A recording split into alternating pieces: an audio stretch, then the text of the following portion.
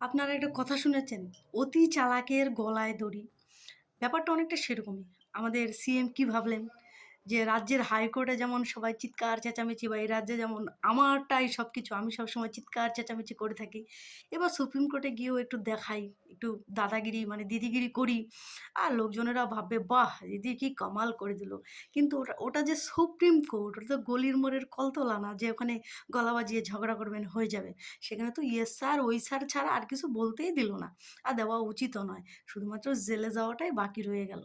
আর হ্যাঁ, ওখানে যদি ক্যামেরা না থাকতো, অনেকেই এই কথাটা বলছে, আমিও সকলের সাথে একমত। যদি ওখানে ক্যামেরাটা না থাকতো, বাপরে বাপ! কি যে বাইরে এসে ঢোলটা পেটাতো, বাপরে বাপ! কি বলবো?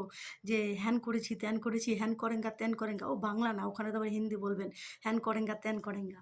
ভাগ্যিস ক্যামেরাটা ছিল। আমরা সমস্ত কিছু দেখতে পেরেছি, সব কথা শুনতে পেরেছি।